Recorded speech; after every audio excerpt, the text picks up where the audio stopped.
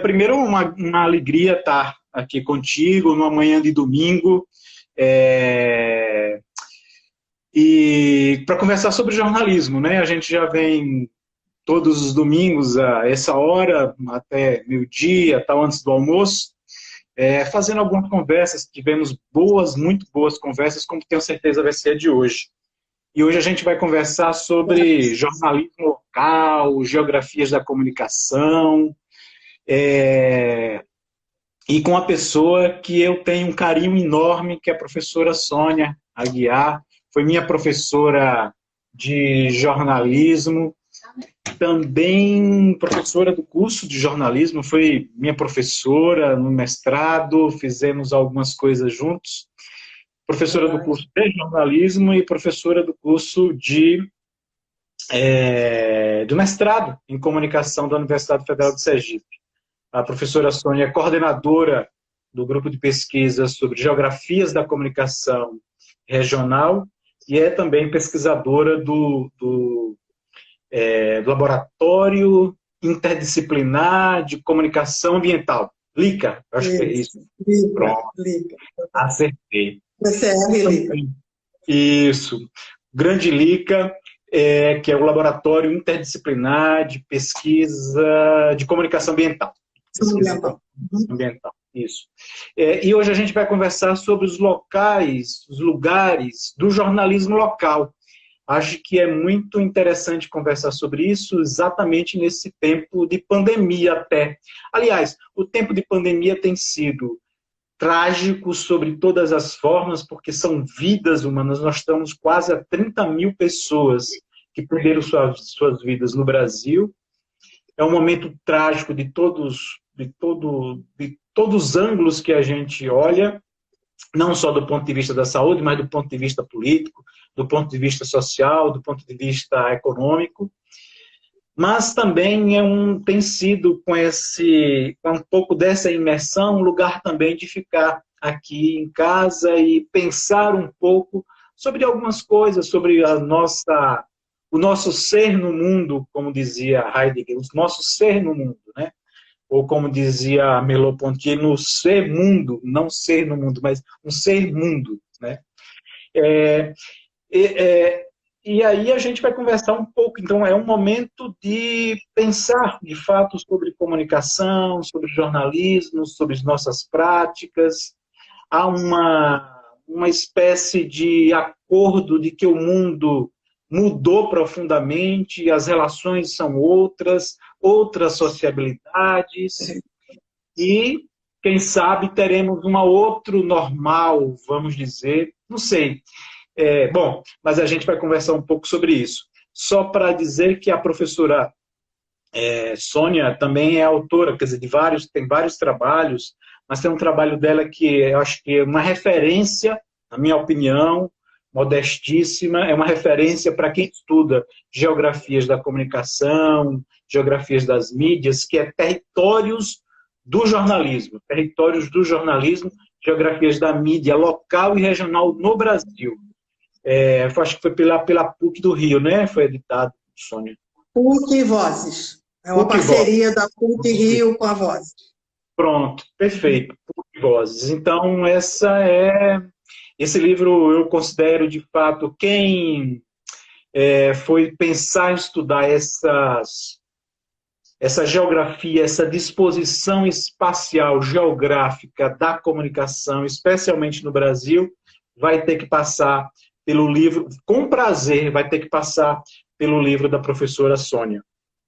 Aproveitar aqui, enquanto as pessoas estão chegando, já temos um público muito bom, muitos professores, muitos estudantes de jornalismo aqui, e dizer que no domingo passado a gente conversou com a Elaine Tavares, lá do Instituto de Estudos Latino-Americanos da Universidade Federal de Santa Catarina, onde a gente falou sobre jornalismo de libertação, um outro olhar sobre o jornalismo a partir dos invisíveis, a partir dos desimportantes.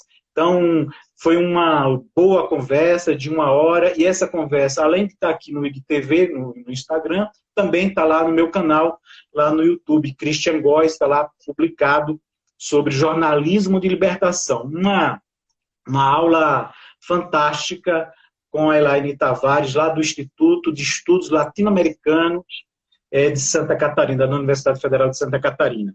Hoje a gente está conversando com a professora Sônia vai começar a conversar com ela sobre os locais do jornalismo local, discutindo as geografias da comunicação, etc. e tal. E no próximo domingo, já convido aqui a todo mundo, que a gente vai ter nesse horário uma conversa sobre Eduardo Galeano, o jornalista.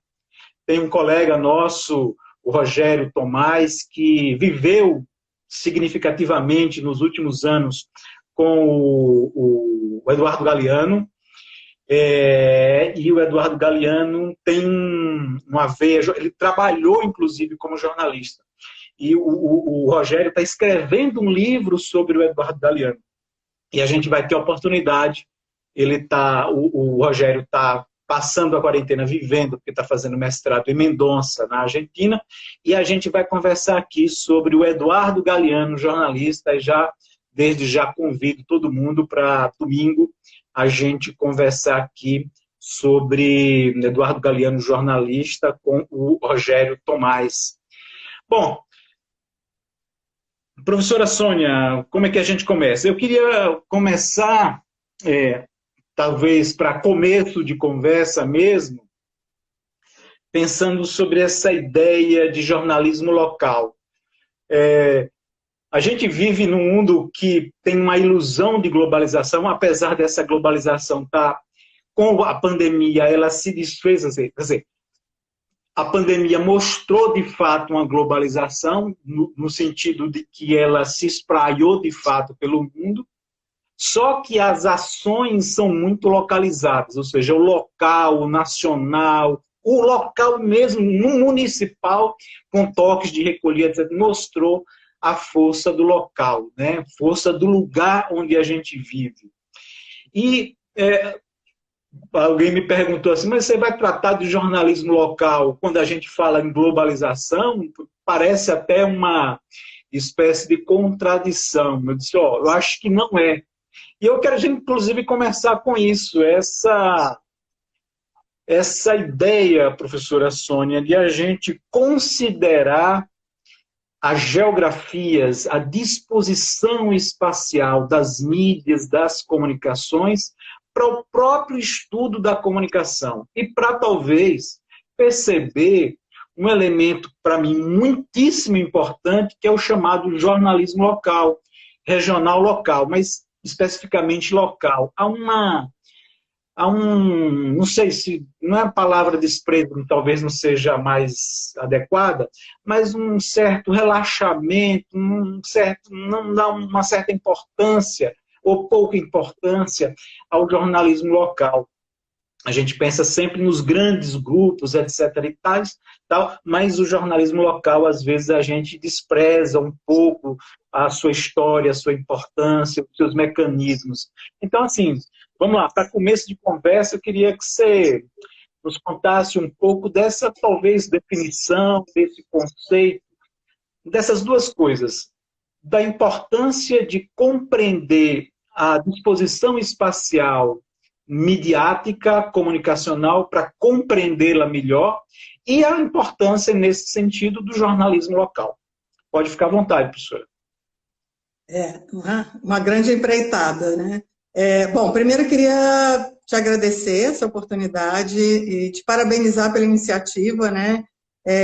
Eu estou um pouco com déficit, domingo passado não pude ver, mas vi que era o Antônio Calado, jornalista, e agora você vai fazer com o Eduardo Galeano. Recomendo todo mundo a gente ir lá no YouTube recuperar esses encontros, que estão sendo muito interessantes, são, digamos, uma bibliografia à parte. Depois alguém estava brincando, como é que a gente vai botar essas lives no Lattes, né? Mas porque realmente está uma profusão de troca de ideias que a gente não imaginava. Pelo menos esse eu acho que é o melhor efeito colateral dessa tragédia que é a pandemia, né? Bom, e depois de te agradecer, eu queria agradecer esse monte de gente que está aí, principalmente o meu grupo, o grupo que a gente formou para a primeira comunicação coordenada de jornalismo local regional na SBPJ ano passado. Foi a primeira vez que a gente conseguiu reunir pesquisadores e está todo mundo aí. A Liana, a Jaqueline Deolindo, o Marcelo Bronowski, eu não sei se a Jaqueline, se a Beatriz Dornelles já chegou por aí, porque eu já me perdi. Meus alunos que têm sido companheiros nessa história, tantos de PIBIC, né, que desde 2016 que eu comecei a trabalhar com essa questão com os alunos e depois a disciplina Comunicação Regional também. Então, assim, tem sido uma experiência muito interessante esse meu mergulho, porque quando eu vim, todo mundo sabe, eu sou carioca, quando eu vim para o Nordeste, eu já vim com essa preocupação de querer conhecer aquilo que a gente não conhece quando está no Sudeste, né? Normalmente a gente do Sul-Sudeste só olha exatamente o que você disse, para a grande mídia ou para a grande mídia regional, porque existe também uma grande mídia regional, né? Os jornais de grande circulação numa determinada região. Né? E a gente sabia muito pouco, eu estava vindo para o Nordeste, eu praticamente só conhecia os jornais da Bahia e Pernambuco, né?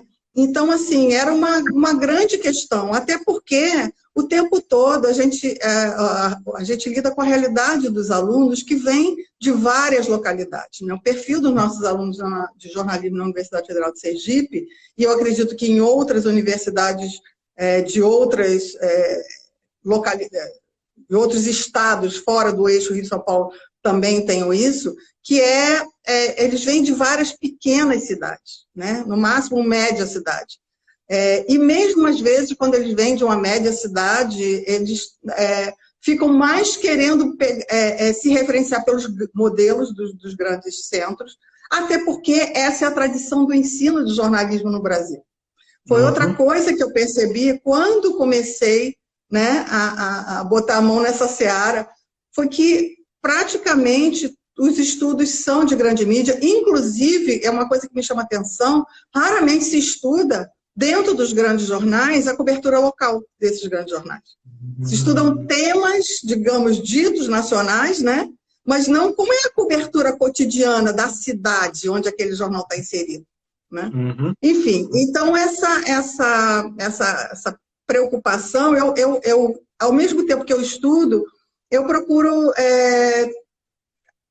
dialogar com os alunos para também ver como eles percebem, né, a comunicação e o jornalismo de onde eles vêm. E eu acho tão bonitinho quando eles falam, lá no meu interior, né, porque é uma coisa que a gente lá no estado do Rio, e a Jaqueline sabe disso, a gente quando está no Rio, a gente não valoriza o interior do estado. Né?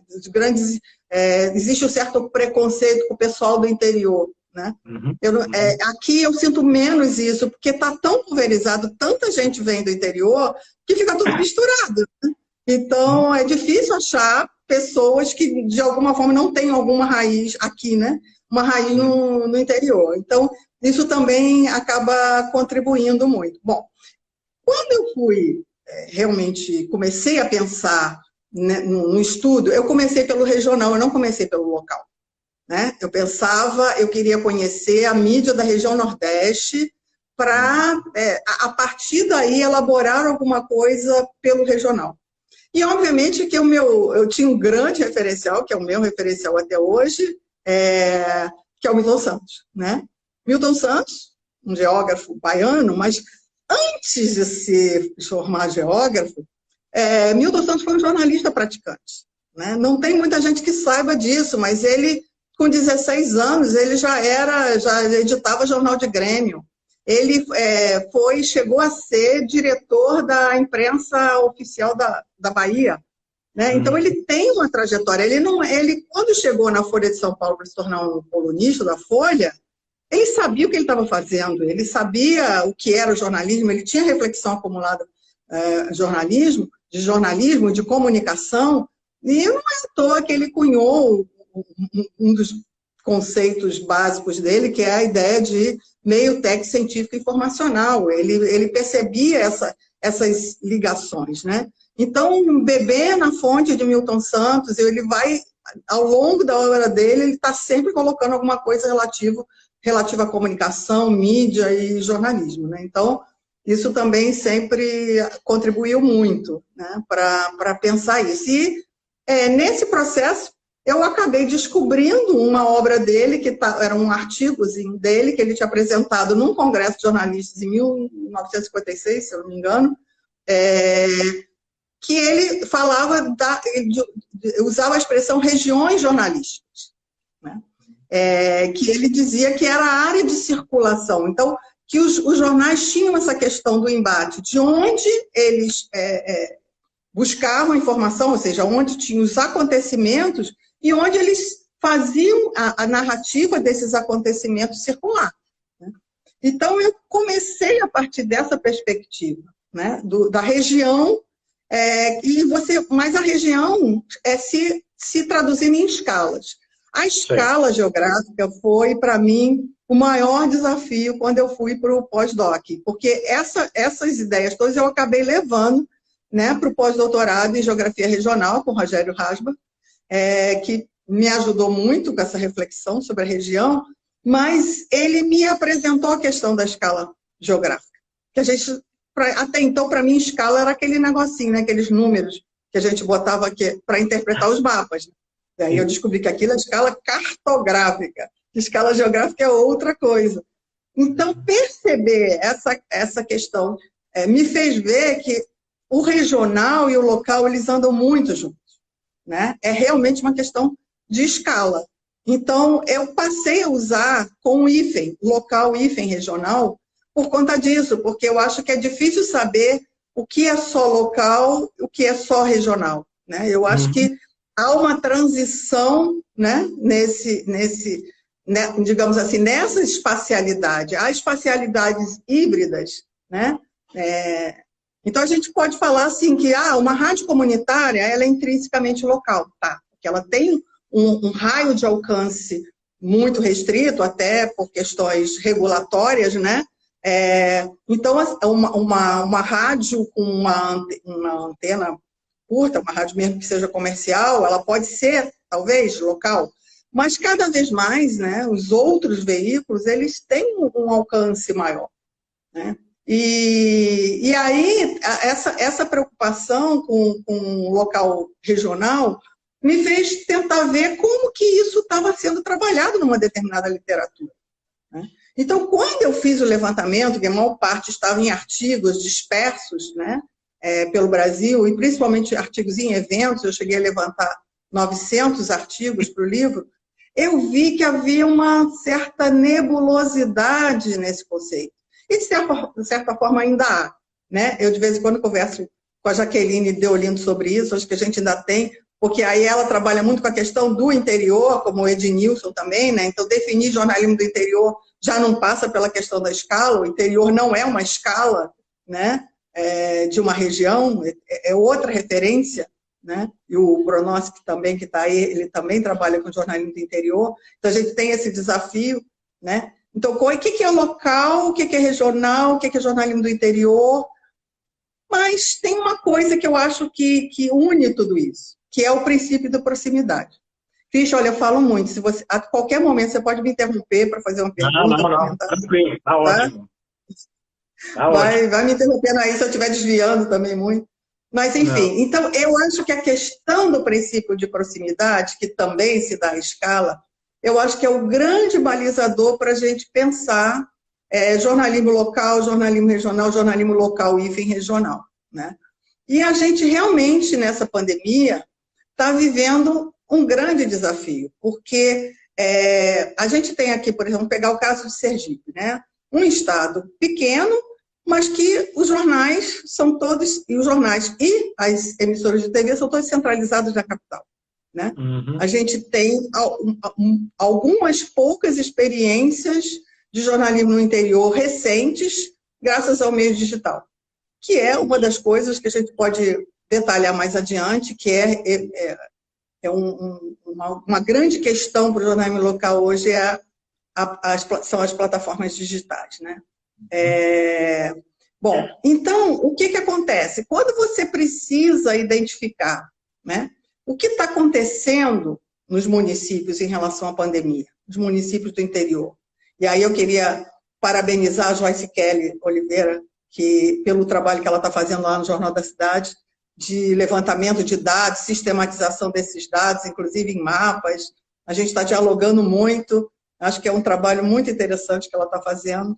E aí a grande dificuldade é justamente captar o que está acontecendo no interior, né? É claro que hoje a gente tem o WhatsApp, a gente tem mais circulação, muito mais do que tinha antes, mas não é um trabalho mediado por um jornalista. E essa é uma grande questão. Qual é a função do jornalista, né? É a mediação, ou seja, é saber tirar, né, buscar, captar de uma determinada fonte informações que vão servir para um público para além dessas fontes, né? Então, saber, por exemplo, como é que está a disseminação, o comportamento das pessoas em Glória, em Estância, né? Em outros municípios que não fazem parte da grande Aracaju. Agora, imagina isso em estados maiores e com mais dispersos, né? Por exemplo, no Amazonas, né? Onde você está tendo muitos casos e a grande comunicação ali entre das cidades que são ribeirinhas, né? Inclusive que isso ajudou muito a levar o vírus, né? O Rio foi o principal condutor da pandemia. Então, essa necessidade de ter, né, esse fluxo de informação mediada é o que vai acabar justificando, né, o jornalismo local. Agora, aí a pergunta, será que todas as cidades teriam condições de ter um veículo jornalístico? Né? E aí eu chego na história do... Porque, inclusive, não sei se você vai falar sobre os desertos das notícias. Exatamente. Pois tem números extremamente alarmantes. Um país continental como o nosso, a pesquisa revela que quase 80% dos escritórios, 60%, né, dos escritórios estão ali na região eixo São Paulo, Brasília, Rio. Isso sim. O grosso, né? E aí de 10 cidades, 6 não teriam nenhum tipo de comunicação própria, de jornalismo, site, rádio, jornal, etc. e tal, né? Quer dizer, são dados muito reveladores. Mas, assim, o que de fato isso revela, né? Revela que essas pessoas se informam, então, pelos grandes centros, não só por grandes centros regionais, mas por grandes centros, abre aspas, nacionais. E isso, mais uma vez, reafirma, reforça a importância de pensar os estudos da comunicação e do jornalismo a partir dessa ótica geográfica, né? Porque, veja, que tipo de jornalismo, que tipo de relação se estabelece nessas comunicações, nessas relações jornalísticas, onde, por exemplo, o meu município sequer aparece nas estatísticas. E eu queria saber como é que está a situação do meu município, né?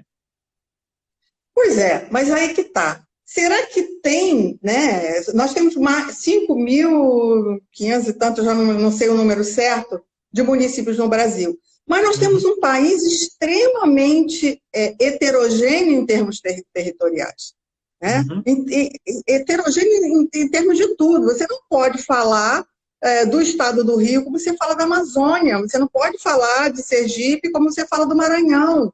Entende? Assim, do Rio Grande do Sul, você tem a própria distribuição dos municípios e a distribuição das populações pelos municípios é muito diverso, é muito desigual. Assim, então, eu acho que a gente tem que relativizar essa interpretação do que seja deserto de notícia. Porque, por exemplo, você tem muitos jornais, né, porque, até pegando a ideia de lugares centrais e de cidades, são duas teorias diferentes, lugares centrais com que a Deolina trabalha, e a ideia do IBGE de cidades que são influência de outras cidades, né? Não necessariamente essa influência é uma influência negativa, né? Então, essa ideia que a gente tem de cidades polo, né, que tem um jornal e que esse jornal circula, né, às vezes em 20, 30 municípios ao seu redor, né, não quer dizer que essas cidades ao seu redor não sejam cobertas, não sejam retratadas, até porque, como o próprio Milton Santos trabalha, os territórios têm densidades fluidez muito diferentes umas das outras, né? Não tem a mesma quantidade de acontecimentos em todas as cidades, não é a mesma densidade de acontecimentos, não é a mesma densidade de demandas das populações. Então, por que seria deserto o simples fato de não haver um jornal naquela cidade? Não quer dizer que aquela cidade não esteja retratada em nenhuma mídia, que ela não tenha nenhuma comunicação, que ela não se comunique para fora. Agora, existe sim uma desigualdade na cobertura dos veículos regionais. E isso vários estudos já mostraram, inclusive os que a gente fez aqui no PIBIC, sobretudo a cobertura de televisão, né? Porque a televisão é algo mais caro. Então a gente sabe, por exemplo, que a TV Sergipe e a TV Atalaia, elas ficam muito mais concentradas nas cidades em torno da região metropolitana e até um pouco mais, ou seja, até 1 hora de distância, vão até Itabaiana, vão até Estância, né? Até porque tem questões trabalhistas envolvidas, né? O tempo exatamente. E olha que mesmo a gente falando de um estado pequeno, mas, né? Então, assim, se os profissionais para ir até a Glória vão precisar de hora extra, vão precisar de seguro, as televisões preferem não ir, né? Então, são outras questões envolvidas que eu acho que é muito simplista você pegar o número total de municípios, o número total de veículos, distribuir, tirar uma média, chegar àquele número de 7 mil e pouco, né, de pessoas que não têm nenhuma informação.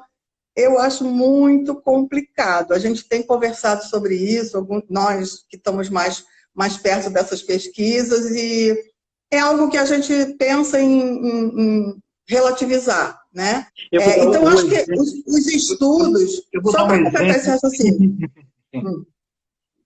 Não, é um exemplo exatamente sobre isso, sobre esses estudos. Eu conheço um jornal do amigo lá de São José do Mipibu, Rio Grande do Norte.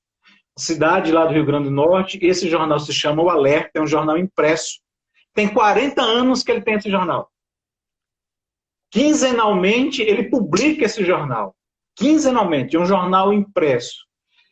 Mais recentemente, ele me manda a novidade que agora, além de impresso, ele conseguiu, depois de 40 anos, fazer um site. Porque as pessoas estavam querendo também colocar informações mais precisas. E, assim, quando ele me mostra e conversa, ele me mandou uns exemplares, e não é apenas São José do Mipibu, existe uma série de outras pequenas cidades que ele cobre jornalisticamente.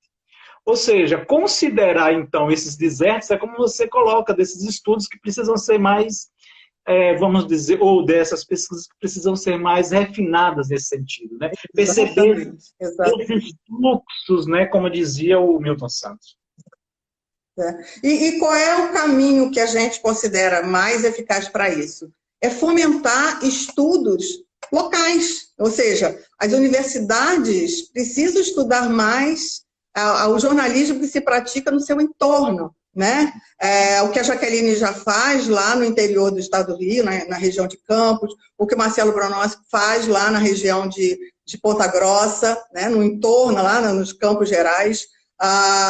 A Jaqueline, toda hora eu troco os nomes, a Beatriz Dornelles estuda muito o interior do Rio Grande do Sul, né? Ela até avança mais, ela estuda uma área bem maior, né? A Liana está fazendo isso lá em Tocantins. Então, quando a gente pensou nessa comunicação coordenada ano passado, a nossa ideia era muito estimular isso, né? Ou seja, como é um congresso que reúne muitos professores de jornalismo, mas isso a gente ainda está muito longe.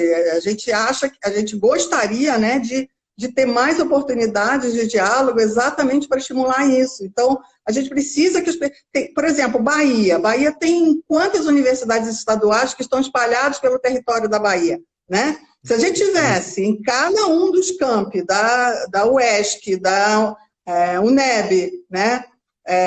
Da Federal do Recôncavo. Se cada uma delas tivesse um núcleo de estudo de jornalismo local regional, a gente conseguiria, né, ter uma visão de conjunto do que é o jornalismo local regional na Bahia, que a gente não tem condição de ter hoje, né? Porque a proximidade, tanto ela é importante para a produção de conteúdo, que está perto dos acontecimentos, está perto do público, mas também para estudar, né? Para estudar esse jornalismo que é praticado ali, que tem, por exemplo, uma das grandes questões, o princípio de proximidade, eu sempre converso com meus alunos, está relacionado a 3 questões. A proximidade com o acontecimento, a proximidade com o público, mas a proximidade com o poder local, que é a problemática, né? Então, se a proximidade com o acontecimento e o público são positivas, a proximidade com o poder local, ela traz uma série de questões a serem discutidas, e o poder local, tanto político quanto econômico, né? Uma das grandes questões que aparecem nos nossos estudos é a questão do financiamento. Esses jornais locais acabam sendo muito dependentes, né, dos municípios, das prefeituras e dos governos locais em termos de financiamento, né?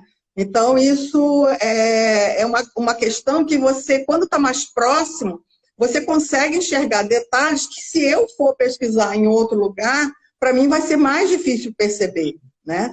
Então, isso é uma questão, assim, muito importante. Então, estimular nossos alunos a se interessarem também em estudar. Tem um episódio que eu sempre conto, que me causou maior saia justa, mas na SBPJ, acho que foi em 2017 ou 2018, eu entrei numa sala de repente e o Marcelo Bonos estava apresentando o trabalho dele. Quando ele acabou de apresentar, eu fiz um elogio à importância, né, dele estar levando ali para a SBPJ, um Congresso Nacional, um trabalho sobre estudo local. Porque, em geral, a gente via muito que pessoas saíam de outros estados, sobretudo do Norte e Nordeste, iam fazer mestrado, doutorado no Sul, no Sudeste, e estudavam a Folha, a Veja. E eu não sabia, eu tinha chegado atrasada, não sabia que 2 meninas que uma do Maranhão e outra do Pará tinham feito exatamente isso. Elas passaram o resto da sessão se desculpando, né? Foi uma gafe que eu dei, mas que acabou chamando atenção para como isso é importante, né? Então, assim, a gente precisa estimular mais esse olhar, né, local, tanto para a produção, até porque, como é que o argumento da menina do Pará é que eu não estudo o Jornal do Pará porque é muito ruim. Falei, sim, mas se você não estuda isso, né? Porque é ruim, como é que você vai propor uma melhora? Como é que você vai poder fazer uma proposta de fazer um jornalismo melhor se você não sabe por que ele é ruim? Né? Você está dizendo que ele é ruim por quê? Então vamos tentar identificar. Que às vezes o que é ruim para a gente não é ruim para todo mundo. E aí é uma outra lacuna de estudos, que são os estudos de recepção. Quase não se faz estudos de recepção de jornalismo no Brasil, né? Do que as pessoas consomem, por que consomem, qual é a visão que elas têm daquilo que elas consomem, em termos de notícia, qual é a percepção que elas têm daqueles veículos, a gente não estuda. A gente acha, tem um monte de achômetro. Mas isso também é muito importante para a gente entender, às vezes, uma coisa que nós, com uma visão, digamos, mais elaborada, mais sofisticada, acha ruim e o público não acha. Então, por que aquele público... Por que tem tanto programa dito popular, policial, com tanta audiência? Né? Por quê? É ruim, mas é ruim, então por que tem tanta audiência? Então a gente precisa entender. E como é que a gente vai qualificar esse público? Né? Eu lembro, quando eu falo disso, eu lembro de uma coisa muito interessante, que foi a passagem do jornal O Dia lá no Rio. O jornal O Dia sempre foi um jornal local e com maior ou menor abrangência, às vezes, para a Baixada Fluminense e tal, mas ele sempre foi um jornal local e regional. E aí, quando ele foi vendido ele pertenceu a um político, Chagas Freitas, e depois ele foi vendido por Ari Carvalho, que era um cara que era um jornalista que já tinha uma experiência, por exemplo, foi ele que fundou o precedente do Zero Hora, né, que era o Última Hora de Porto Alegre, quando ele vendeu para a família Sirotti, que a família Sirotti fez o Zero Hora. Né? Então, ele era um cara que conhecia o fazer jornal. Então, o Dia era um jornal preto e branco e vermelho.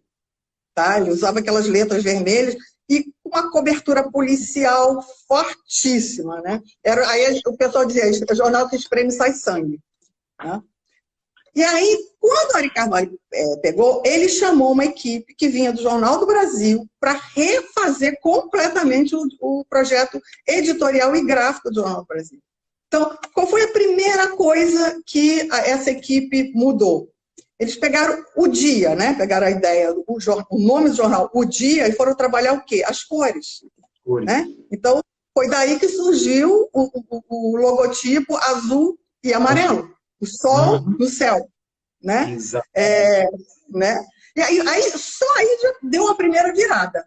A segunda virada foi fazer com que o público, digamos assim, fosse visto de uma outra forma, um público de baixa renda, baixa escolaridade, né? Mas que não era ignorante no sentido de que não tinha nada para ensinar, para fazer. E aí eles criaram os famosos selinhos, tinha primeiro panelas, não sei o quê, aquele do domingo para atrair público, né? Para manter, na verdade, para fidelizar o público, mas também distribuíram enciclopédia. Né? Então não foi só panela, não foi só... então, assim, eles foram aos poucos criando essa relação com o público. Por exemplo, criaram infográficos para tornar o conteúdo um conteúdo mais elaborado, por exemplo, de economia, né? Mais palatável. Uma época que só quem fazia infográfico era a Folha, o Dia passou a ter infográficos e de ótima qualidade. Então, assim, é possível, né, você trabalhar com público de baixa renda, baixa escolaridade, respeitando esse público, né? Indo além daquilo que ele supõe que existe. Exatamente. Isso que você me fala me retoma uma discussão que eu venho fazendo não de agora, mas dessa minha crítica a esse jornalismo aprisionado, né, sequestrado nos grandes veículos, nas grandes redações do país, etc. e tal, que, em função disso, ao longo do tempo, estabeleceu uma espécie de divórcio com o seu público. Então, assim, retoma uma discussão de uma comunicação quase que transmissiva mesmo. Não estabelece relações com os públicos mais próximos, vamos dizer assim. E eu vejo exatamente no jornalismo local, o jornalismo de uma relação de proximidade maior, essa potência para um jornalismo mais de relação com as pessoas, né?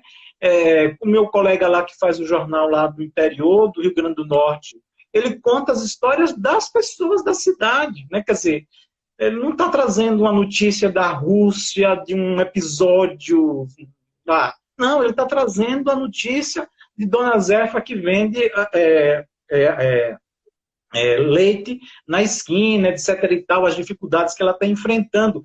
E ela se vê no jornal. Isso ele diz que é impressionante como as pessoas gostam de se ver. Quer dizer, ele de alguma forma estabelece relações, ele de alguma forma liberta o jornalismo desse lugar preso do jornal, da plataforma em si, mas estabelece relações, né?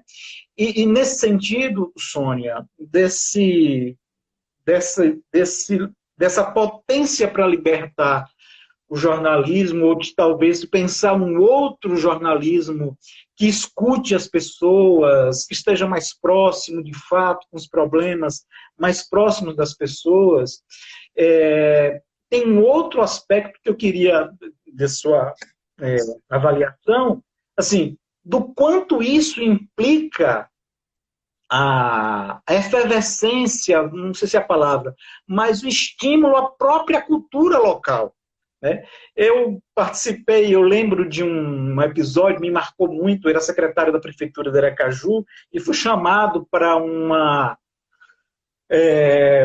concurso de hip-hop aqui na periferia de Aracaju, no bairro Santos Dumont, tal, era um sábado à noite, e eu fiquei meio receoso, assim, mas será que tá bom? Eu fui lá, resolvi ir.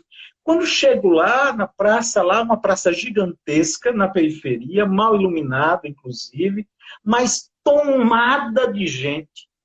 com uma série de grupos de hip hop, por exemplo, inúmeros alunos de escola, pessoas que se reúnem para fazer hip hop, e aquilo não estava no nosso jornalismo, quer dizer,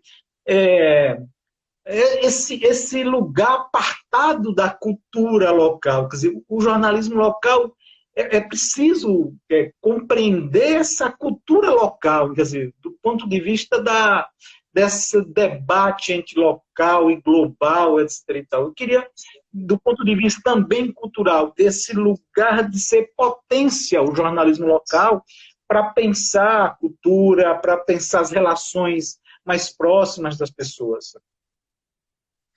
Isso eu acho que tem a ver com aquela coisa. Quando eu falo o princípio de proximidade com o público, os acontecimentos, né? Os acontecimentos culturais fazem parte dessa história e a proximidade com o público tem a ver exatamente com isso, com a identidade, né? Cultural, né?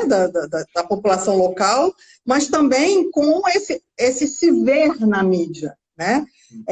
E isso, a gente pensa que isso é só Brasil, mas não. Tem um estudo, esqueci agora o nome, Pew Center dos Estados Unidos, eles fazem muitos estudos de recepção, né? E são aqueles estudos enormes que eles fazem por telefone, então eles escutam 32 mil pessoas, né? Um estudo recente que eu estava vendo deles, eles perguntaram para pessoas comuns qual foi a última vez que eles tinham sido entrevistados por um jornalista. Então, você por acaso perguntou para essas pessoas desse movimento hip hop qual foi a última vez que se é que alguma vez eles foram entrevistados por um jornalista? Então, assim, não, exatamente. Esse evento do hip hop não foi coberto, não existia. Exatamente. E isso não é um acontecimento? Entende? Assim, então, o que é que a gente está considerando acontecimento? Será que os princípios de noticiabilidade são, assim, realmente universais? Né? Eu acho que a gente também tem que repensar isso. O que são os princípios de noticiabilidade? Né? Será que eles são iguais em qualquer lugar? O que é relevante num local ou no outro local? Né? Então, certamente, a Aline ia querer falar do samba da calçada, né? Lá do, como é que é o nome? É o samba da calçada, né? Que é o estudo.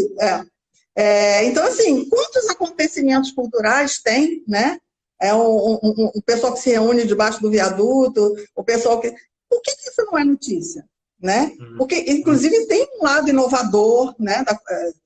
De eventos culturais inovadores, né? Mas aquilo parece... Não, mas isso é rotina, isso já acontece. Não, como assim? Porque aí também tem uma outra questão do princípio, digamos assim, o outro lado, o avesso do princípio de proximidade, que as pessoas ficam achando que já sabem.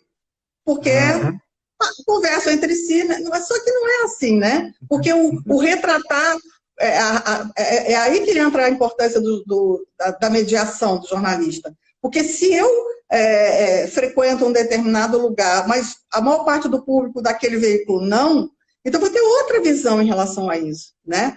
E trazer histórias, né, de pessoas contadas de outros lugares também é muito interessante. Por exemplo, a TV Sergipe está fazendo um quadro que eu acho bem legal, que são sergipanos pelo mundo na pandemia, né? Então, quando alguém, um sergipano que está lá, acho que na Suécia, que eu ouvi outro dia, né? E que ele fala com o sergipano daqui, ele vai passar aquela experiência que ele viveu da pandemia lá, mas pensando no aqui. Ele não vai contar como um outro estrangeiro ou como uma pessoa do Rio contaria. É diferente a narrativa. A perspectiva é diferente. Então, por isso que a gente precisa ter mais diversidade de fontes para poder ter mais diversidade de acontecimentos e de dados. Né? E aí, eu acho que a gente tem uma grande oportunidade agora, que é as plataformas digitais. E eu não estou falando de redes sociais, eu não estou falando de narrativa que cada um conta o que quiser. Eu estou falando de jornalismo mediado, né? Então, assim, narrativas mediadas, né? E que é uma oportunidade por quê? Eu me lembro de pessoas falando que sabiam menos sobre a sua própria cidade do interior antes de ter blogs do que sabe agora. Então, essa ideia assim, mas botou na internet é global. Não, necessariamente, né? Então, assim, às vezes as próprias pessoas não sabiam o que estava acontecendo na cidade, porque ninguém contava para além ali do seu círculo imediato. Então, se você tem um blog, se um jornalista cria um blog numa cidade de 10 mil habitantes, de 50 mil habitantes, que seja, né? Ele vai conversar com pessoas que vão contar para ele coisas que ele não alcança também, né? Então, ele vai fazer essa mediação e aí a informação vai circular. Aí as visões de mundo vão circular dentro de uma perspectiva de uma narrativa jornalística. Né? Claro que qualquer um pode falar o que quiser, contar as histórias que quiser, mas é óbvio que a gente tem, a narrativa jornalística tem as suas propriedades, tem a sua, digamos assim, as suas características intrínsecas na forma de contar, mas precisa de fonte. A gente só faz mediação, né? Então... Tem um aspecto interessante dois aspectos interessantes. É a relação também nos locais das emissoras afiliadas, não é? Quer dizer, que tem a sua produção, às vezes, muito enquadrada, engessada, mas convenhamos que também é preciso fazer um esforço no sentido do local, né? Assim, não é porque está enquadrado que acabou-se. Calma, não é. Em outro aspecto que eu queria lembrar também, que eu assim, reputo de maior importância, porque uma coisa que me afeta bastante, nos meus estudos, inclusive, é do ponto de vista da memória e da história. Né? O quanto o jornalismo local é central para a memória e história daquela comunidade, daquele povo, né? É fundamental. Exatamente. E aí, nesse sentido, é um tanto preocupante, né? Queria mencionar aqui um estudo que o professor Pedro Aguiar, da Universidade Federal Fluminense, está fazendo, um levantamento. Não estou sendo coruja, porque é um levantamento realmente bem bacana, a gente vem dialogando, inclusive a ideia, ele, Jaqueline, pensar em produzir alguma coisa com esse material. Mas, assim, nos últimos 20 anos, o número de jornais locais que vem fechando é muito grande, muito assustador. E alguns locais estão com um fechamento maior, proporcionalmente maior, né? Por exemplo, chama atenção o número de jornais que fecharam no Rio Grande do Norte e na Paraíba, que aí tem uma distinção, quer dizer, jornais que estão fechando simplesmente porque faliram, acabaram, deixam de existir, e jornais que estão fazendo a transição para o digital. E essas transições são muito variadas, né? Muito variadas.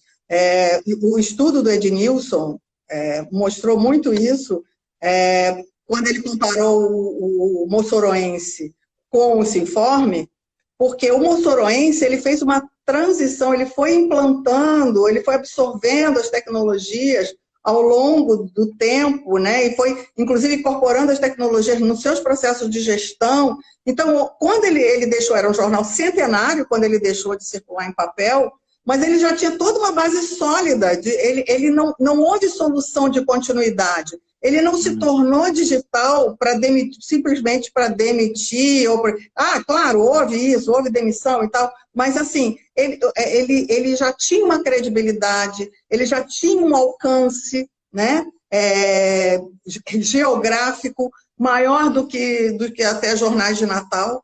Então, outros não, outros estão fazendo aquilo meio atabalhoadamente, sem construir uma base tecnológica, sem ter profissionais que vão dar suporte para isso, sem ter banco de dados.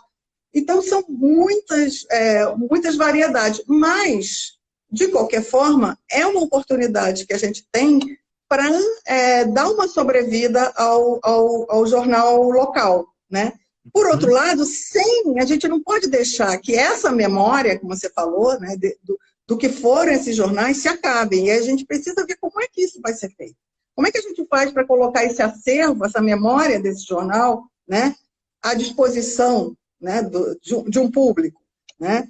Até porque tem a questão intergeracional, né, que tem ainda questões, né, que fazem com que, por exemplo, alguns dos grandes jornais ainda não tenham acabado, porque o público mais velho ainda prefere ler o jornal em papel. Isso está sendo progressivamente, mas a gente tem jovens que nunca sequer leram o jornal, mesmo o digital, mesmo o jornal, digamos assim, aquele jornal que é diagramado, né, e é colocado no meio digital, pessoal que só lê as notícias soltas nos sites de redes sociais. Uma vez eu falei para os alunos, quer dizer que vocês, então, permitem que outros selecionem o que vocês leem? Porque é isso, né?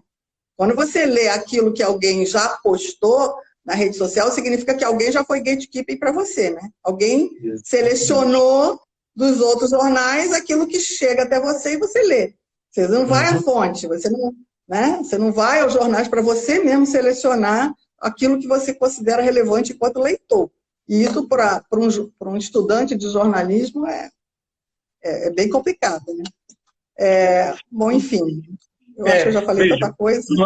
Não, bacana. Nosso tempo está terminando, mas se permitir, a gente volta meia horinha mais para a gente concluir algumas coisas que eu queria pensar, inclusive, Sônia, eu sei que a gente não pode fazer, vamos dizer, uma projeção, pensar no futuro está cada vez mais complicado, porque a gente não consegue ver de quase muitas perspectivas, mas do ponto de vista do jornal local, né? Você já apontou algumas coisas dessa redução de alguns jornais locais, até regionais.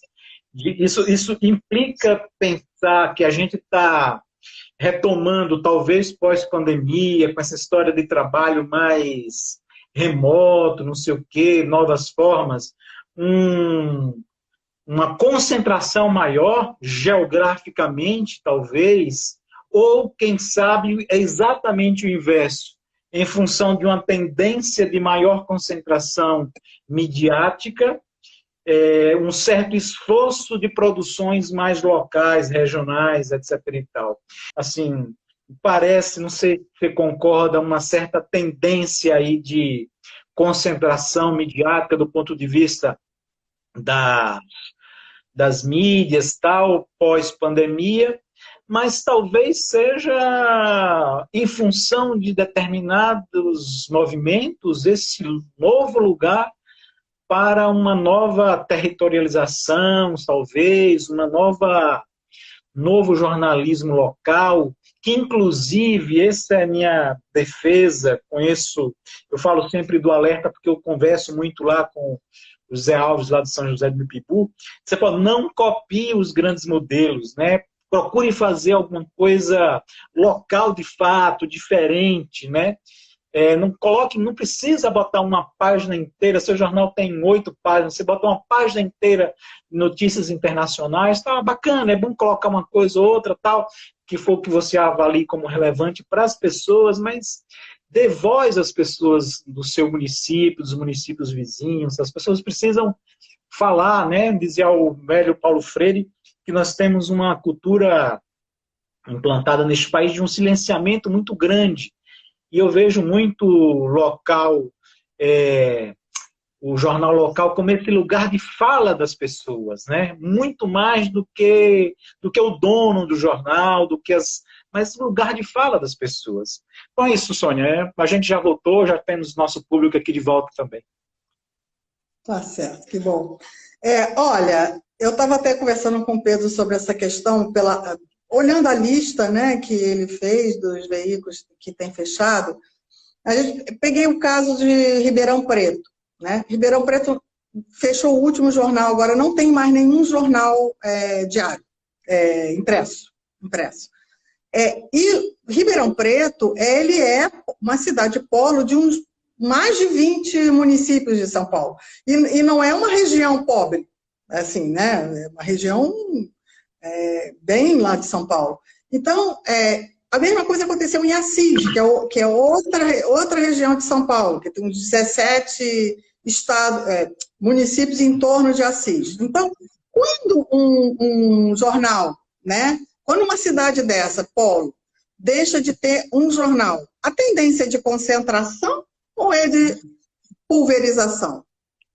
Entende? Então, assim, a gente não sabe ainda. Eu acho muito complicado avaliar o que vai acontecer, o que está acontecendo. A gente realmente, a única coisa que eu sei é que a gente não pode se basear no que está acontecendo na grande mídia para achar que isso se reproduz automaticamente no país inteiro. Não é assim.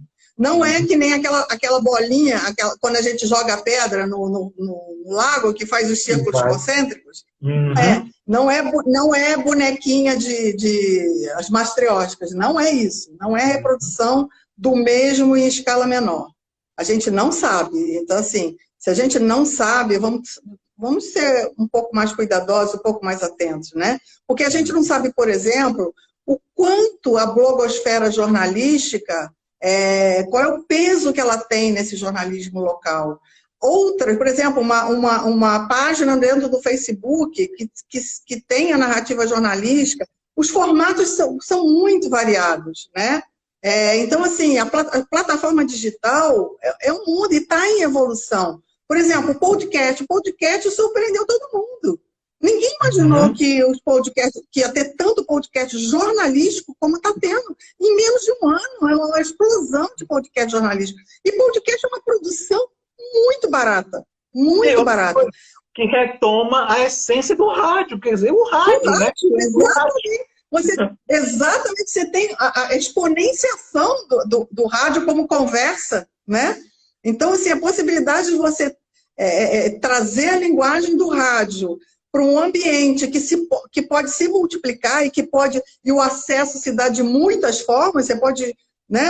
Essa coisa do celular, gente, o celular no Brasil, ele tem a equivalência do rádio em termos de dispositivo, né? Toda casa tem pelo menos um aparelho de rádio, né? Em geral mais, né?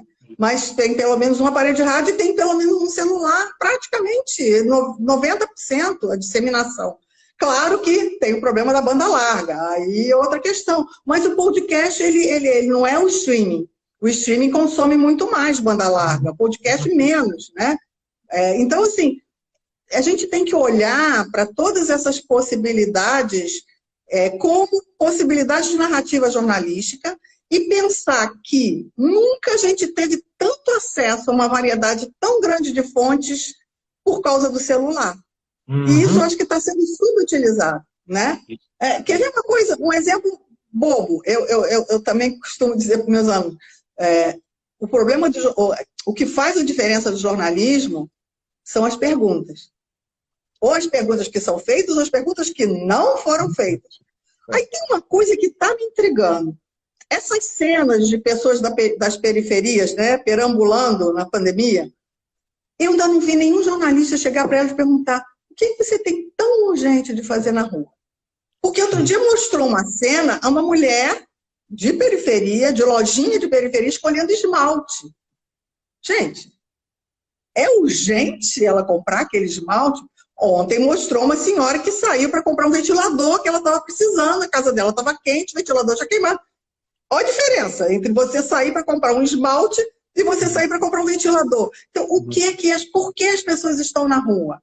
Né? Assim, mas porque elas não podem ficar em casa? Não, mas elas estão andando, elas não estão na porta de casa. Elas estão andando, que você vê. Um outro trabalho que eu fiz recente, que eu espero que seja publicado agora, estou esperando ser publicado numa revista da Geografia, do programa de pós-graduação da Universidade Federal Fluminense, que é exatamente isso. Covid é uma doença de fluxos, né? Então, ele não se transmite meramente na aglomeração, mas ele transmite porque na aglomeração você passa o vírus um para o outro, depois as pessoas andam e levam esse vírus para outros lugares, né? Mas ninguém está perguntando a essas pessoas que estão na rua o que elas estão fazendo na rua, por que é urgente, qual é a compreensão que elas têm do vírus. Eu não vejo essas pessoas serem entrevistadas. Elas são mostradas, né? Mostra-se uma multidão, mostra-se e as imagens são muito parecidas, que é uma coisa que chama atenção. Você pega uma imagem de uma cidade do interior do Maranhão, uma rua de São Paulo, uma rua de... qualquer uma. As cenas são muito parecidas. Então, tem perguntas a serem feitas, né? Então, mas a gente hoje pode fazer isso, a gente tem um celular. O celular, para mim, hoje é o principal instrumento do jornalismo, mas não só para transmitir, não só para ficar recebendo vídeo que o pessoal manda do interior, sem mediação nenhuma. É para perguntar. Essa é a grande habilidade que o jornalista precisa ter, é que perguntar. E perguntar o que, a quem, né? Quando. Então, essas perguntas que precisam ser feitas. Você vai entrevistar quem, sobre o que, né? Relativo a que acontecimento, né? E quando que você vai fazer isso, qual é o timing que você tem para fazer isso, para você construir a sua narrativa. Perfeito. Né? Então, assim, eu acho que eu desviei o que você falou, mas... Não, mas é isso mesmo. Eu só acrescentaria, e eu acho que é isso mesmo, né? Um dos sintomas desse jornalismo que eu chamo de aprisionado nos grandes meios é exatamente essa baixa qualidade de pergunta, que implica, talvez, numa baixa qualidade apurativa, né? A compreensão da apuração, né? É interessante isso. Eu tenho conversado, me espantou ver uma reportagem de TV numa fila gigantesca, tanto na Receita Federal quanto num instituto para tirar carteira de identidade, porque as pessoas precisavam tirar aqueles R$600 da ajuda emergencial. Bom, e a pauta era fila. Bom, a fila era óbvia que era fila. O problema é que tinha... Mas o que é a fila, né? A fila é um monte de gente. E tem uma infinidade de gente ali que não existia, que sequer tem identidade CPF, gente. E assim, a ação jornalística parece que não percebeu isso, né? Quer dizer, poderia ter feito outras abordagens, inclusive, do ponto de vista, que a gente está falando muito disso, do ponto de vista geográfico. Assim, onde estão os nossos invisíveis? Né? São seres humanos que sequer têm um documento de identidade CPF para tirar uma ajuda emergencial. Onde estão? Quem são essas figuras? Né? E apurar, perguntar e escutar as pessoas. Deixa elas falarem, é importante, né? Falarem nesse sentido, assim, é muito, muito interessante isso, né? Como o jornalismo essa questão da compreensão geográfica no jornalismo, na sua produção, na sua concepção, no seu estabelecimento local, geográfico, é interessante, e também do ponto de vista da cobertura de determinadas questões geográficas. Né? Eu me lembro, a professora Sônia estava lá, inclusive na defesa da minha dissertação, onde aqui na Universidade Federal de Sergipe, onde eu tratei sobre jornalismo, sensacionalismo, criminalização da pobreza, barbárie. E lá, quer dizer, eu passei muito, tangenciei, porque não era essa, mas deixei lá um pedaço significativo na dissertação, que é o seguinte: como o jornalismo, no caso específico, aquele que eu cobri do Sinforme, como enquanto sensacionalista, contribui geograficamente para a disposição das pessoas, para os estereótipos, para as manchas criminais, ajuda na polícia naquela mancha criminal, ou seja, como a geografia da comunicação, não apenas do ponto de vista da disposição dos veículos locais, nacionais, tal, regionais, mas dentro do próprio jornalismo, né? Isso é uma coisa que poderia ser, talvez, mais investigada. E para terminar a minha fala, eu estou tentando fazer com o Franciscato, professor também da Universidade Federal de Sergipe, um livro sobre jornalismo local, jornalismo em Sergipe, fruto dos trabalhos das dissertações do mestrado da Universidade Federal de Sergipe. Olha, foi uma dificuldade. Foi uma dificuldade, porque não tinham tantos trabalhos, conseguimos 10, professora Sônia, inclusive, nos cedeu uma estudante de graduação que fez um trabalho muito interessante e que está também lá, estão finalizando. Quer dizer... Sheila, minha orientada de PIBIC. Exatamente. Quanto a gente precisa pensar nesse jornalismo local, como lugar espacial de atuação, de existência, de proximidade, e como ele, um modo de fazer esse jornalismo local contribui para essas compreensões espaciais de coisas. No meu caso, foi a história do sensacionalismo, da criminalização da pobreza, né? Então, o trabalho de Sheila, digamos assim, arranha um pouquinho o seu trabalho nesse sentido da estigmatização, a relação entre criminalização da pobreza e estigmatização dos lugares considerados violentos, né? Porque ela procurou ver, ela pegou os dados oficiais de violência nos bairros de Aracaju, né? Fornecidos pela Secretaria de Segurança, e foi ver como que as pessoas, ao assistirem o telejornal local, da primeira edição, percebiam ou não a violência, e de que forma elas percebiam. Então, foi um ensaio de estudo de recepção de jornalismo, a gente não tinha muitos instrumentos, ela fez um arremedo de grupo de foco, como deu para fazer, mas já traz alguns resultados interessantes, porque a gente vê que as pessoas têm uma visão estigmatizada da própria violência e às vezes enxergam o que não está lá e não enxergam o que está, né, no seu entorno, né? Então, foi uma coisa muito... Eu acho assim, o trabalho dela é um trabalho que merecia desdobramentos, porque instiga a gente a pensar várias coisas. Essa questão da estigmatização dos lugares é um assunto muito caro para os geógrafos, né? Eles estudam gentrificação, tem outras abordagens, né? Tem um pesquisador, que é o Serpa, que estuda a relação entre lugar e mídia, né? É bem interessante, os alunos gostam muito quando eu levo esse texto. Mas também eu queria falar de uma outra coisa, que é a possibilidade de você, a partir da grande mídia, retomando um pouco o que você falou antes, da concentração, existem algumas possibilidades, às vezes, que a gente não enxerga. Para mim, a reunião de dados sobre a pandemia mais interessantes que estão circulando na nossa mídia é o trabalho do G1, o painel Covid do G1. E por que eu considero que aquilo é uma fonte hoje de referência sobre a pandemia no Brasil? Porque eles só conseguiram fazer aquilo com o apoio dos jornalistas e das emissoras locais, que estão olhando para o local. Então, eles têm acesso às fontes de informação local, não só às secretarias estaduais, mas às secretarias municipais. Então, o G1 virou fonte da própria Globo, ao qual ele é ligado, né?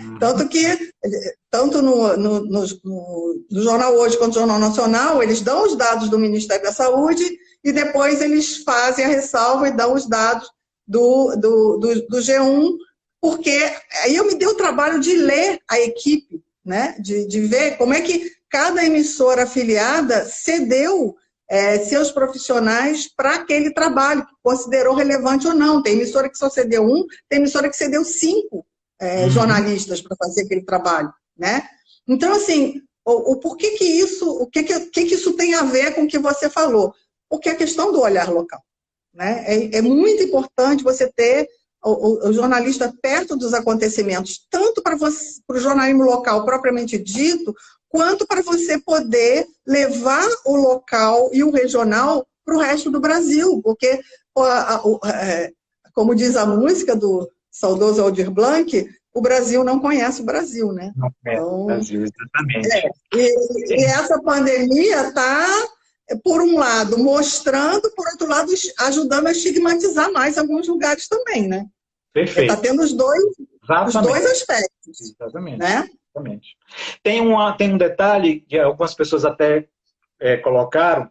Primeiro, aproveitando aqui, na minha tese lá do doutorado, onde eu trabalhei com jornalismo e experiência do invisível, e aí a defesa é que os grandes veículos, eles têm camadas mais profundas de invisibilidades, porque os seus interesses são muito maiores. Então, as camadas elas, de invisibilidades elas são muito mais densas. No jornalismo local, parece que não.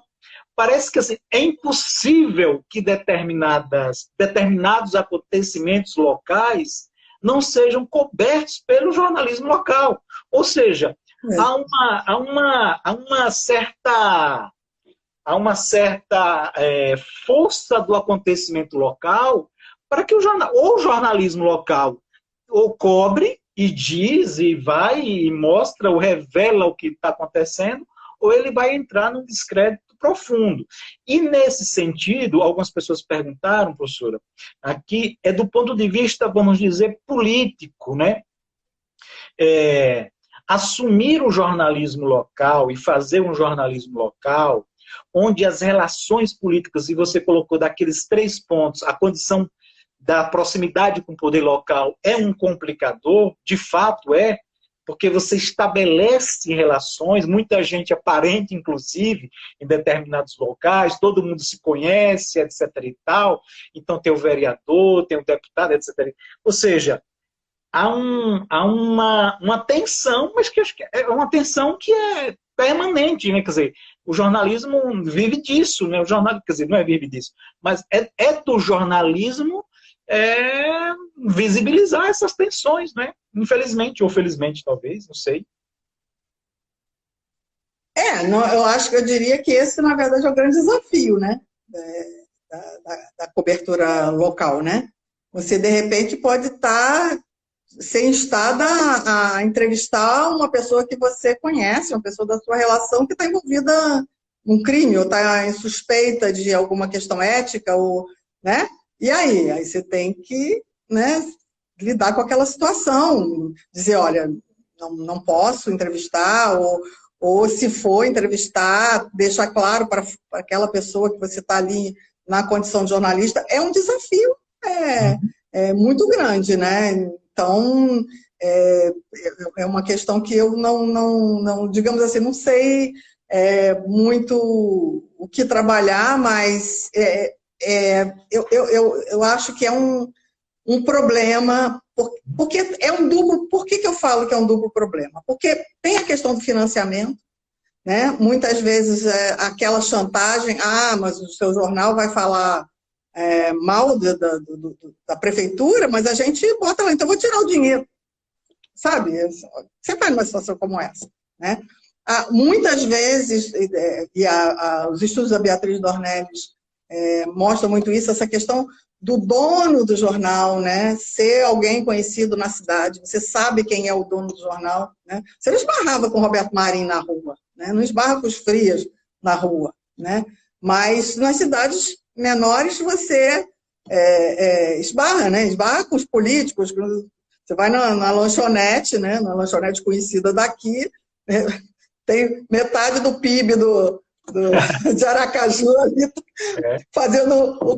tomando café nordestino, né? Então, como é que você lida com isso, né? Eu acho que são desafios, são questões que a gente precisa trabalhar muito no ensino de jornalismo, né? Como é que lida com isso.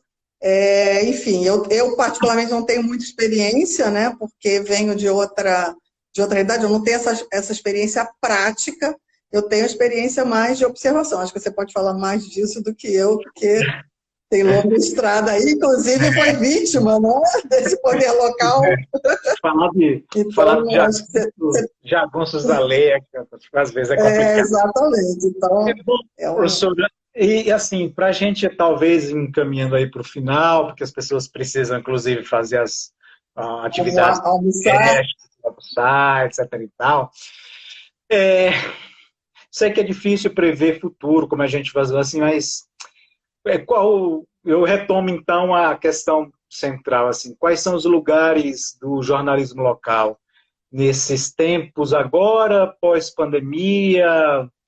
Claro que algumas mudanças acontecerão, mas nada de forma homogênea, o mundo é muito diverso, dentro do próprio município, dentro do próprio estado, dentro do próprio país, né? A gente tem uma crise política violentíssima nesse país, né? Que faz revelar o quanto é urgente e necessário o jornalismo. Nunca na história desse país foi tão urgente e necessário o jornalismo, como um lugar de resistência à barbárie que está sendo tentada e implementada sobre determinados aspectos. A gente viu agora na história da Fundação Palmares, e não só aqui, não é? Nos Estados Unidos a gente está vendo, está acompanhando de perto, a gente tem um racismo violento, estrutural, que nos sufoca, aproveitando a expressão "eu estou sem fôlego", né? Quer dizer, é a frase para mim extremamente, eu não estou conseguindo respirar. Isso não só lá nos Estados Unidos, mas tenho certeza que em muitos cantos... Não é mera metáfora, né? Não é mera... É de fato literal, né? Literal. E aí que já deixo aqui, assim, claro, uma opinião muito da necessidade desse jornalismo local, desse lugar, inclusive, de memória, de resistência, de história, né? E de um novo jornalismo. Eu acho que defendo muito a necessidade de um jornalismo que ouça as pessoas, que apure, que assuma o dever da verdade como um elemento central, né? O dever da verdade, a apuração rigorosa, o compromisso parcial pelos direitos humanos, né? A ouvida, o escutar e o ver as pessoas, né? E pode ser feito isso. Existem experiências fantásticas que estão sendo feitas, com maior ou menos sucesso. Eu acho que nós temos que apostar muito, e eu acho que é muito necessário, inclusive, nesse momento, né? Quero lembrar também que, acho que sexta-feira foi o dia do geógrafo, lembrando aqui, fazer uma lembrança, uma figura que eu utilizei no meu mestrado, no meu doutorado, que foi o Milton Santos, uma referência para a professora também, que é Milton Santos. Utilizei lá sobre a globalização perversa, né? Como essa globalização perversa se instala. E é isso. E também, já que fazer uma propaganda, que nos próximos dias eu devo estar lançando alguns vídeos aí discutindo sobre Paulo Freire, comunicação e jornalismo. Até que ponto alguns mestres, como Milton Santos, como Paulo Freire, como Jesus Martim Barbeiro, como outras figuras importantes, talvez ajudem a gente a pensar e repensar, talvez, o jornalismo nesses novos tempos, né? Não como uma teoria enquadrada, delimitada no espaço e no tempo. Obrigado. Mas os princípios que esses caras, que essas figuras, que esses intelectuais pensaram e defenderam são, para mim, fundamentais. É isso, professora. O que mais a gente pode colocar?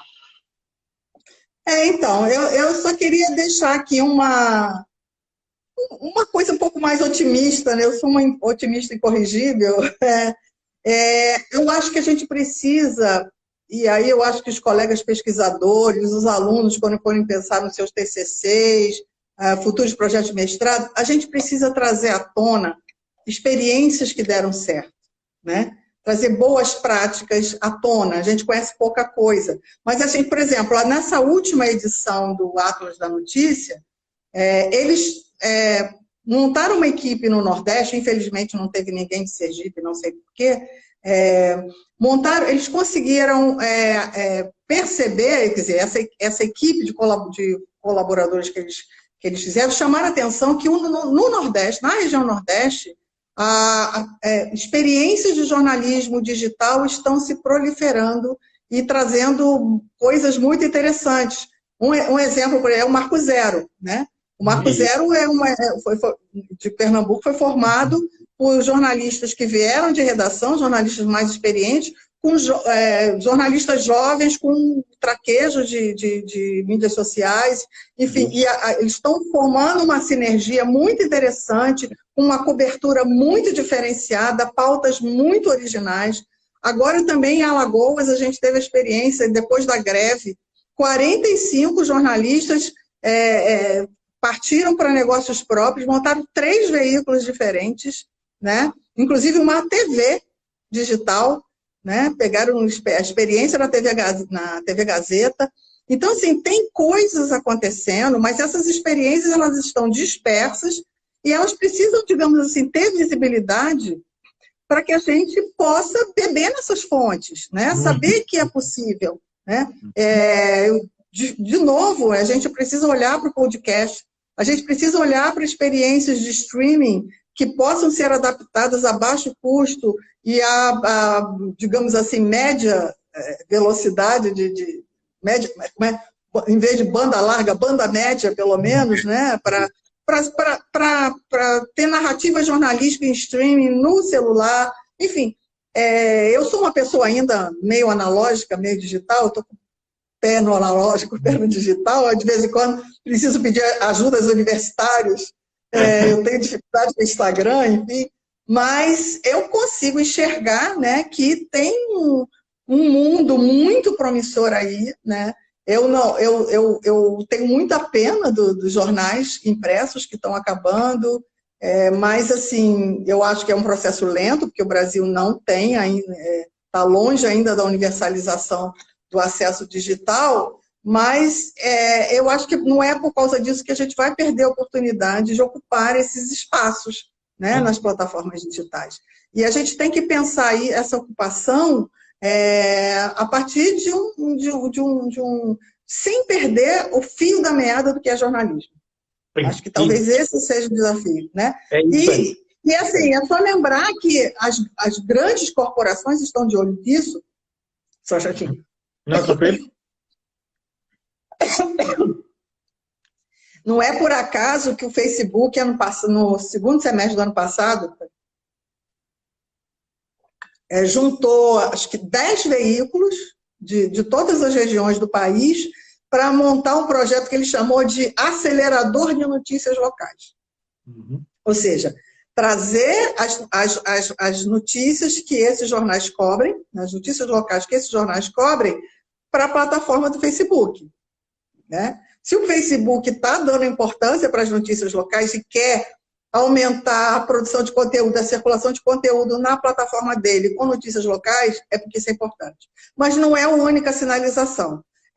Tanto nos Estados Unidos, né, com o Pew Research Center, quanto o Instituto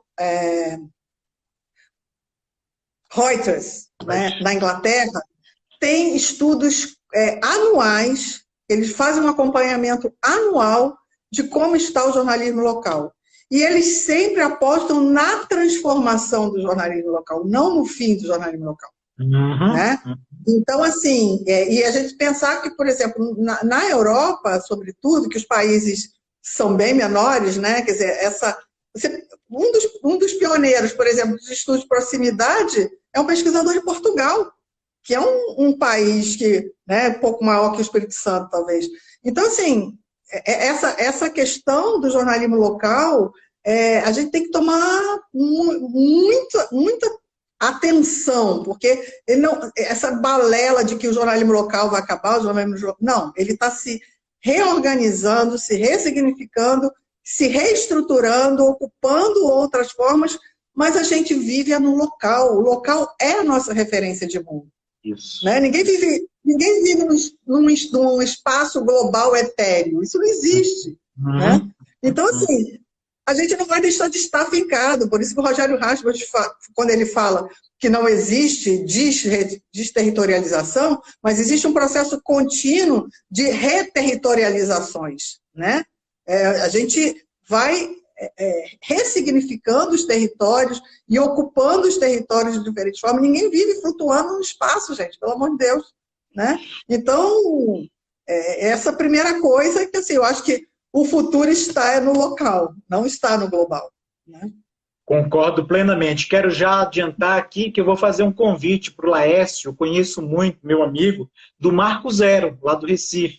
É um dos 3, 4 que saíram da Folha de Pernambuco, foram demitidos e pediram para sair, estavam acabando, e aí resolveram montar o Marco Zero, que é uma experiência muito bacana, inclusive, pensando financiamento, eles estão conseguindo A duras Então, penas, claro, sim, não é mar de rosas, mas eles estão conseguindo assim sim, manter as duras penas e têm conseguido fazer um trabalho muito interessante, né? muito, de altíssima qualidade. Na Uhum, qualidade, exatamente, exatamente, uhum, exatamente. uhum. Bom, professora Sônia Aguiar, muitíssimo obrigado. A gente teve uma Ah, audiência eu que te agradeço. um domingo de manhã, 11 horas, meio-dia. Isso, tenho certeza, eu assim, fico encantado com isso, sempre defendi essa lógica desde lá do mestrado, passando pelo doutorado. Esse lugar do local é fundamental, pensar, repensar os seus espaços, perceber que o jornalismo é onde a gente vive, são as relações mais próximas, ele nos convida a uma mediação do mundo, mas a partir de onde a gente vive, né? Isso é central compreender, porque isso ajuda no caminhar, né? Na marcha jornalística, para quem quer ser jornalista, né? É a partir do seu lugar que você pode fazer, né? Eu acho que foi muito bacana conversar sobre isso, dizer que primeira parte da nossa conversa, primeira hora, já está salva lá do IGTV, essa segunda parte também vai estar salva lá, e dizer que, se possível, eu vou tentar juntar as duas partes num vídeo só, para a gente colocar no YouTube, porque fica lá aí de referência, fica ajudando. Ótimo, Vou ótimo. trazer também, Uhum. como eu falei, o Laércio, convidar ele para a gente conversar sobre o Marco Zero e as experiências que com certeza ele tem com outros modos de fazer jornalismo local, e dizer também que no próximo domingo, às 11 horas, a gente vai estar conversando sobre Eduardo Galeano, jornalista, com o nosso amigo, companheiro jornalista Rogério Tomás, que está lá na Argentina, e a gente vai conversar sobre Eduardo Galeano como jornalista. Além disso, ainda vai voltar a conversar aqui sobre Eliane Brum, o jornalismo e Eliane Brum, que eu acho que também são luzes para a gente pensar, Com talvez, certeza. no novo jornalismo. Eu acho que a gente aprende muito com a escuta e percebendo esses movimentos, né? Então é isso, muitíssimo obrigado. Deixo aí para a senhora concluir, o que a senhora quer falar mais. Não, só queria agradecer essa oportunidade. Espero que o público, eu não consegui, eu fico nervosa, aí não consegui acompanhar as perguntas. Pois teve É, muita gente, Ana, o professor, claro, Aguiar, Tainá Ednilson, jornalista, a Carol, tanta gente, é impossível a gente tratar todas. Gente, pois é, queria ter falando, conseguido. falando de local, tem gente aqui que eu sei, que eu conheço, do Rio, do Ceará, do estado do Rio, do Ceará, Espírito Santo, Santa Catarina, Magali, tá Paraná, aqui, Tocantins, estiveram Paraná, aí também. Tocantins, estou vendo aqui, lá da região norte também, de Roraima, acompanhando aqui a gente também. Bacana demais, para fazer jus à nossa conversa, não é? Ah, pois é, Brasília, né? Brasília, Paulo Moeira Os aqui. lugares, né? Diferentes E, lugares, é verdade.